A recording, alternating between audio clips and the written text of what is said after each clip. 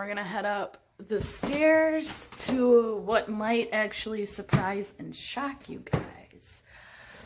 Part 3 is very scarce. Right here I have my Philo Hope, which, as you guys know, had done very, very poorly for me for a very, very long time.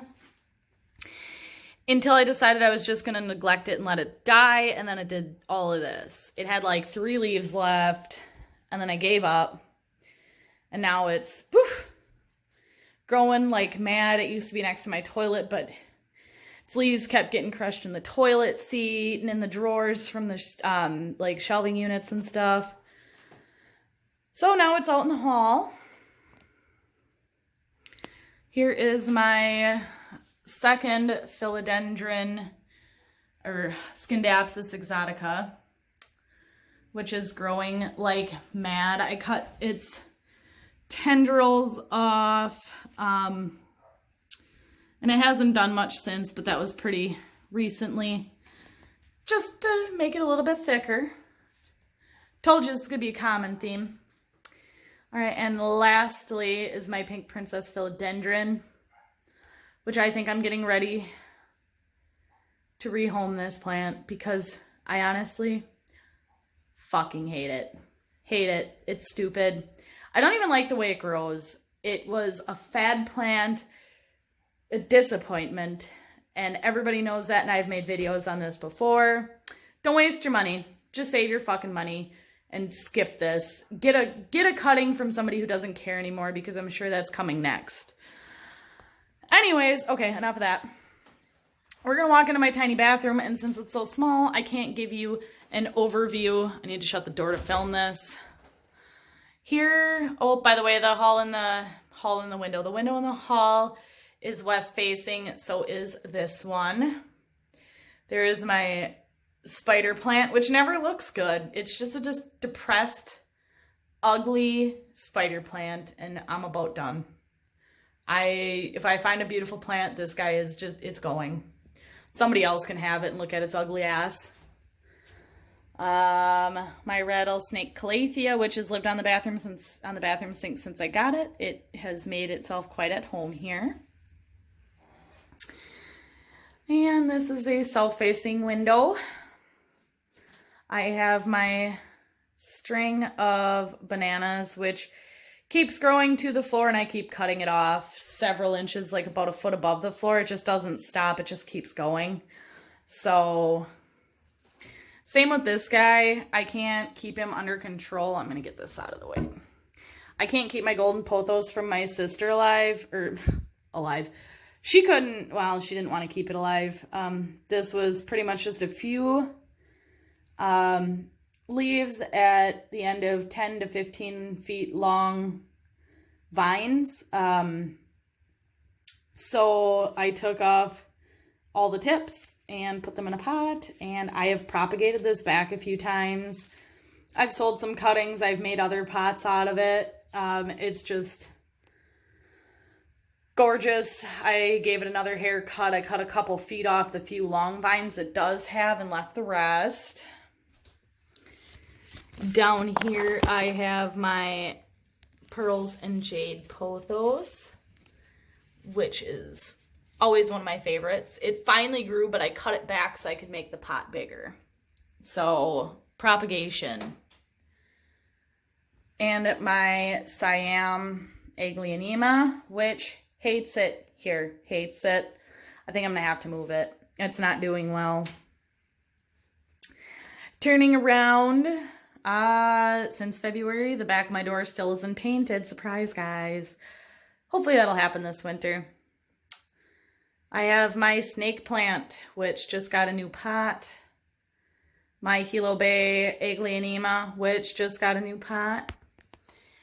And my philodendron, which I just divided in half because I can. It's getting pretty long and somewhat dense. Yeah, this plant is so ugly. It just doesn't get enough light where it's at. So moving on. to our last stop is the plant room. Project of the day is actually to make a plywood base for this bed. I had to get rid of the box spring when I put this frame up. This was my grandmother's, but unfortunately I had to pitch the box spring, so I needed some plywood. So now that I got that, this corner can be more pretty, or wherever I decide to move it to. Anyways, we got all my planty supplies. That is old soil and garbage, which I need to pull the garbage out. It's just placed on top. I'm terrible like that. It is what it is. Then I've got like my potting mix and perlite, sphagnum moss, some cactus and succulent mix, which is just in that bag. I make my own mixture now. My peat moss is outside because I bought a compressed brick, which is heavier than snot, and I can't get it in the house. So I need to use some, but I bought a lot of peat. We'll talk about this window here. This is a south-facing window, the little one in the corner, and then this one is east.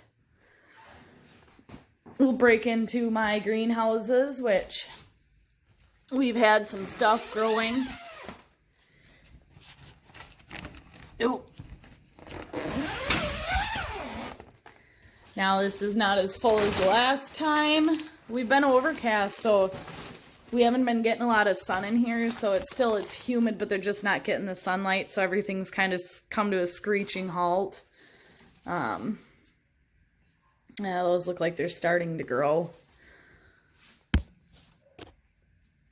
We're getting some root growth on some of these. My giant batch of Monstera, I went through, took out all the ones that were ready to potted those up.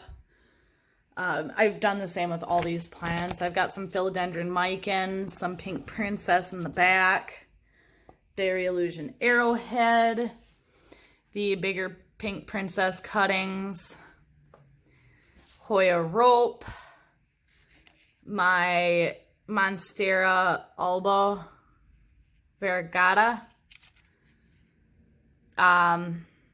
Definitely bad. Broke the root and then it started to rot, which I didn't know because it was in sphagnum moss. And this is, folks, why I don't propagate in dirt or moss. I like water. So it seems to be doing okay.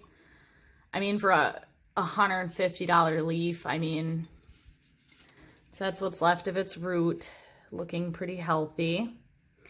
It's got this bubble here. I don't know if it's trying to make another root or if that's going to be a new leaf. I'm not really sure what the fuck it's doing, but I'm watching it. I think it's going to be a new root. More Hindu rope. These are all of my... Oh, you got broke. Sad. Okay. Anyways, these are my string of hearts cuttings. Some Hoya bilobata. Here's the bottom of my banana plant, string of bananas. I've got some red and green oxalis propagating in water, which, so you guys know, it does do that. Heartleaf philodendron, pearls and jade pothos, which is doing just stupendous. It's a beautiful, beautiful plant. Some Scindapsus pictus varieties. And there's all my sister's Scindapsus pictus propagating in water here. Cebu blue, all potted up, or all propagating up.